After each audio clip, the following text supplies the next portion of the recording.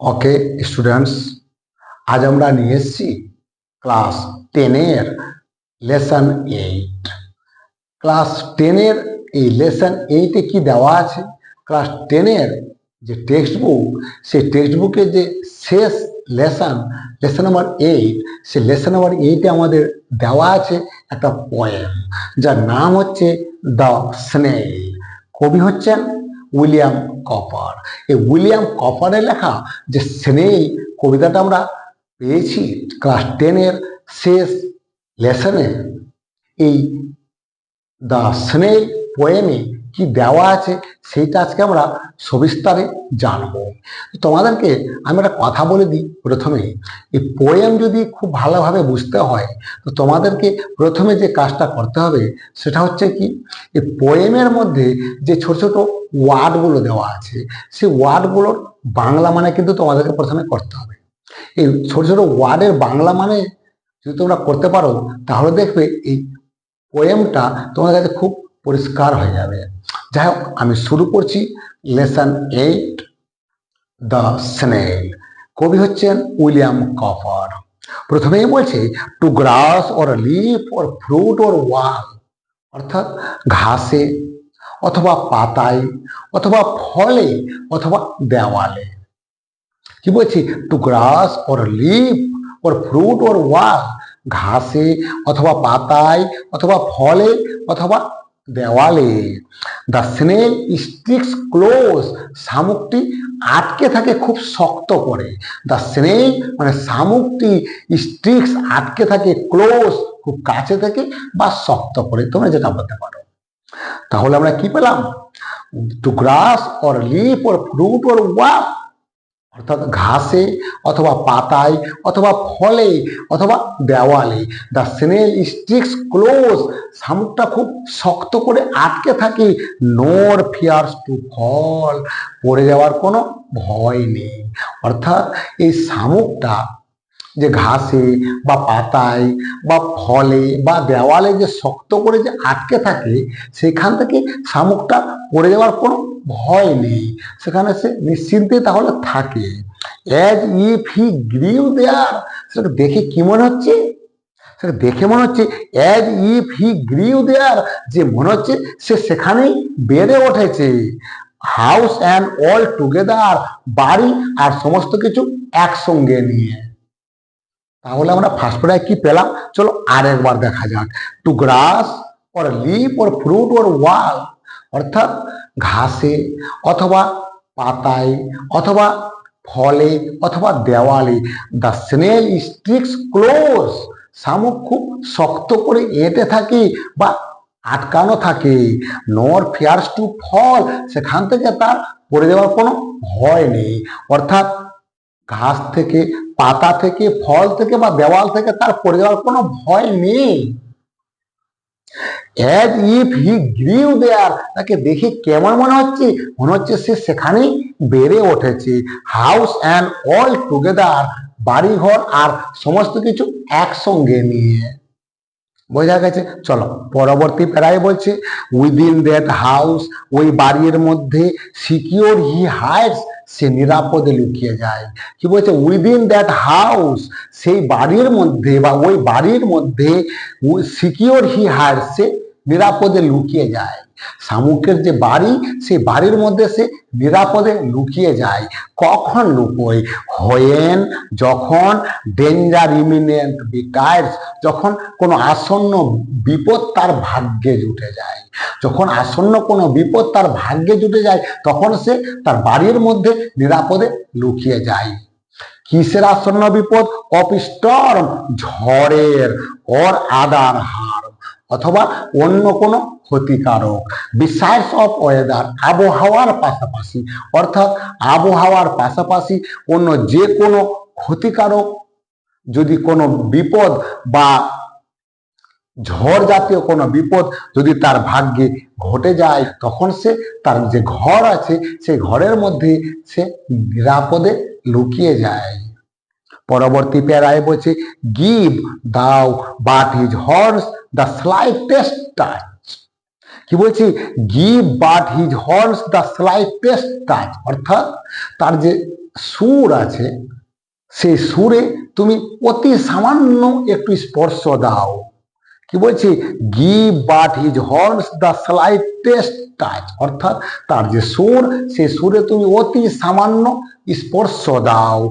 His self collecting power is such, তখন কি হয়, হিজ সেলফ কালেক্টিং পাওয়ার, তার নিজেকে সংকুচিত করার যে ক্ষমতা, ইজ হয় সাচ এরকম। কেমন, he shrinks into his house with much displeasure, অর্থাৎ হি শ্রিঙ্কস সে গুটিয়ে নেই, ইনটু হিজ হাউস তার বাড়ির মধ্যে, উইথ মাচ ডিসপ্লেজার প্রচুর বিরক্তিতার সঙ্গে বা খুব বিরক্তির সঙ্গে। তাহলে আমরা কি পেলাম, give but his horns the slightest touch, তার যে সুর আছে সেই সুরে অতি সামান্য তুমি স্পর্শ দাও। হিজ সেলফ কালেক্টিং পাওয়ার, তার নিজেকে গুটিয়ে নেওয়ার যে ক্ষমতা, ইজ হয় সাচ এরকম। কেমন, he shrinks into his house, সে নিজেকে গুটিয়ে নেয় কোথায়, ইনটু হিজ হাউস তার ঘরের মধ্যে, উইথ মাচ ডিসপ্লেজার খুব বিরক্তির সঙ্গে। চলো পরবর্তী প্যারায় কি বলছে, হোয়ার এভার হি ডুয়েলস, যেখানে সে বসবাস করে, হি ডুয়েলস নান, সে একা বসবাস করে। কি বলছে, হোয়ার এভার হি ডুয়েলস, ডুয়েলস মানে লিভ বাস করা, হোয়ার এভার হি ডুয়েলস সে যেখানেই বসবাস করে, হি ডুয়েলস অ্যালোন সে একাই বসবাস করে, অ্যাকসেপ্ট হিমসেলফ নিজেকে ছাড়া, হ্যাজ চ্যাটেলস নান তার আর কোনো ব্যক্তিগত সম্পদ নেই। আরেকবার বলি লাইনটা, হোয়ার এভার হি ডুয়েলস যেখানে সে বসবাস করে, হি ডুয়েলস অ্যালোন সে একাই বসবাস করে, অ্যাকসেপ্ট হিমসেলফ নিজেকে ছাড়া, হ্যাজ চ্যাটেলস নান তার আর কোনো ব্যক্তিগত সম্পদ নেই, ওয়েল স্যাটিসফাইড সে খুব পরিপূর্ণ সন্তুষ্টিতে আছে, কিসে, to be his own whole treasure তার যে নিজের যে সম্পদ সেই সম্পদটা নিয়ে সে খুব সন্তুষ্ট আছে।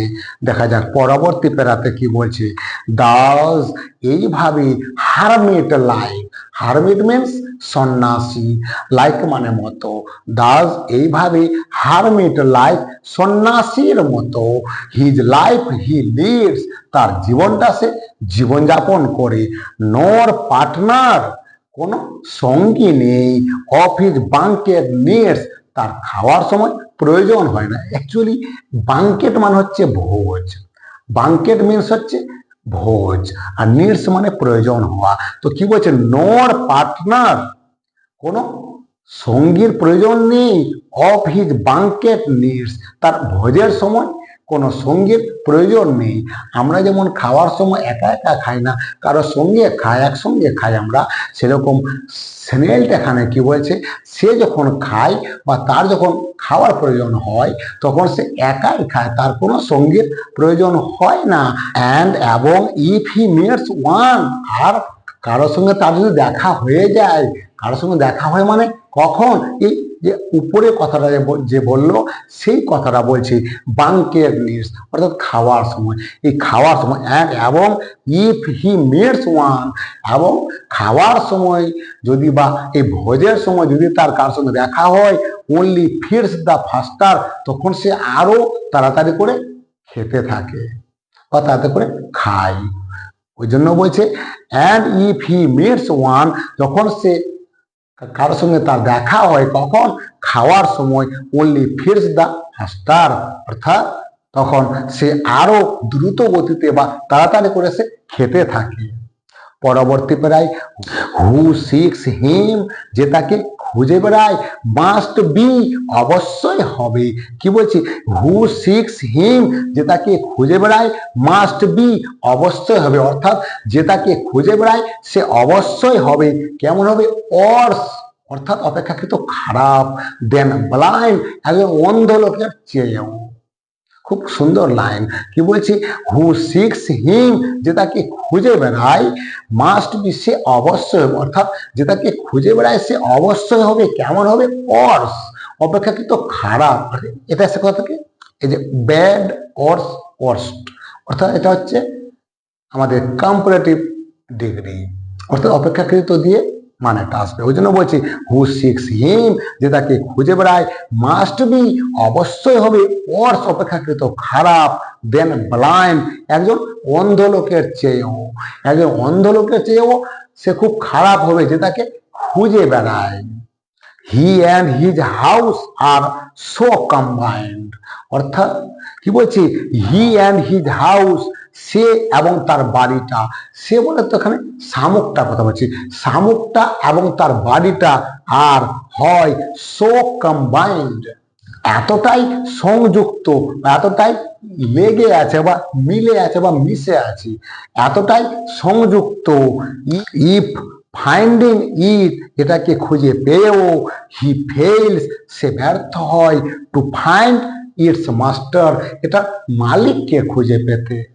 কি বলছি, যে he and his house R so combined, সে অর্থাৎ শামুকটা অ্যান্ড হিজ হাউস এবং তার বাড়িটা আর সো কম্বাইন্ড এতটাই সংযুক্ত যে ই ফাইন্ডিং ইট, যদি তাকে খোঁজা হয়, অর্থাৎ শামুকটা এবং তার বাড়িটাকে যদি খোঁজা হয়, হি ফেলস, সে ব্যর্থ হবে কিসে, টু ফাইন্ড ইটস মাস্টার, অর্থাৎ এটার মালিক কি, অর্থাৎ তার বাড়িটা তো সে খুঁজে পাবে কিন্তু সে তার মালিককে খুঁজে পাবে না।